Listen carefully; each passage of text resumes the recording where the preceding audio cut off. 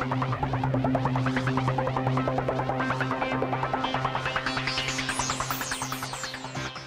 I'm Steve. Welcome to Virobus. I'm here again today with Karen Cox. Karen, tell us a little bit about the work that you do. I work for a PPO, which is called a Preferred Provider Organization, and that is actually, like I would call us the middleman between the doctors in the hospitals and insurance companies. So we help put together insurance plans that are sold then, of course, to employers and their employees. Okay, the angle I want to come at today is this. I'm an entrepreneur, a new businessman, or even a veteran business person, and I have employees, and I want to offer a health care benefit to my employees, and I know nothing about it. I don't even know where to start. Okay. What do I do? Well, there's a couple of things. Obviously, it's a big expense item, so you need to manage it very closely. Mm-hmm. So the first thing you want to do is shop like you do any other, when you go out and buy any other tangible product. Get a lot of quotes. Now, I would also recommend that sometimes you might want to employ the services of an agent or broker, because that's what they do best. Mm-hmm. And it doesn't cost a lot more to do that. In the long run, it could save you a lot of money. Yeah. So maybe find someone that can help you do that. But don't just shop with the big insurance companies that everyone else knows about. Mm-hmm. I mean, look for the smaller insurance companies because they have great products also. They're competitive. They need to compete with the big insurance companies, and get outside of the box. Look for creative benefit plan designs, like high deductibles that you can maybe fund. As the employer, you can say, I might pay for part of your deductible if you have to use it. Also look for plans that have what we call value-based benefit designs in them. I mean, there's a lot of things today within a benefit plan that encourages your employees to get healthy. Look for those tools, because in the long run, it's going to help you have a healthier workforce, and they're going to be more productive. Yeah, absolutely. Right. You triggered a question for me. If I set up an insurance plan for my employees that has a high deductible, that means they're paying money out of pocket on that deductible. Mm-hmm. They want the biggest bang for the buck for their money, especially if it's a high deductible. Right. But if I go to my doctor, they can't tell me what a service costs.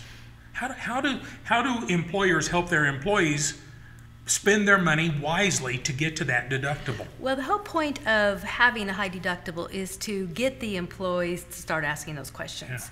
Now, your physician can't answer the question, but their practice manager and front desk person can. Okay. So definitely encourage your employees to always ask those questions.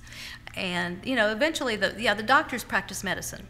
They aren't supposed to know probably everything behind the scenes. Right. But someone in that office does. Has to know what that cost is. They will know what the cost is, exactly. And shop for those things. Yes. You can shop for those things. For example, colonoscopies, the range of cost for a colonoscopy within any kind of community can be almost 100% swing. I mean, huge swings. Mm-hmm. And if I'm paying for it out of my high deductible, you bet I'm going to shop for that. And I want to know who's good and who's cheap. You do. Those are the two things I want to know. Yes. It's kind of hard with today's data to try to figure out the quality piece of it. So is that part of what your organization does, is you're trying to create that data for people to use to shop? Yes. Where we want to, there are some tools out there that are starting to come to the surface. There's more for hospitals than physicians, but eventually we'll be able to go and see what type of physician. Obviously, you want to know their mortality rate. Mm-hmm. That's a big one. I would want to know that. I'd like to live through it. I would too. Yeah. And how many procedures do they actually do? That there's a lot of things that you're going to want to know. But the big part of it is just not be afraid to shop. Look for as many different types of plans as you can.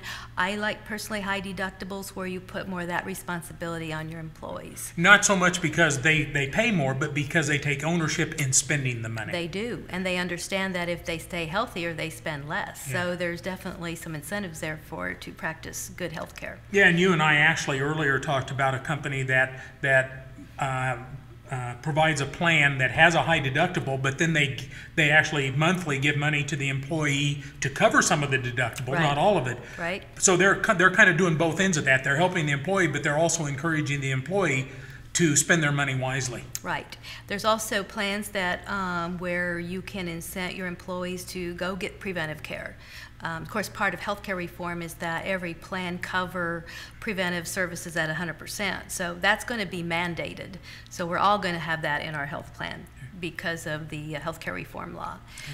But yeah, the key is to get a lot of quotes. I know it's a little painful to do that. That's why initially it's painful. Initially it's painful. A lot of paperwork involved because employees have to fill out health statements and give their health history. But it will be worth it in the end to know that you did get the best price and that you did shop it. And in the long run, you can save a lot of money. Yes, you can. You just and when you get your renewals, your rate increases, ask for details of why. Ask for an explanation. Don't just accept it. It's just like buying any other product, and they need to think about that's the way they need to approach it. Yeah, absolutely. It's not a mystery. Yeah. Hey, thanks, and join us again on Virobus.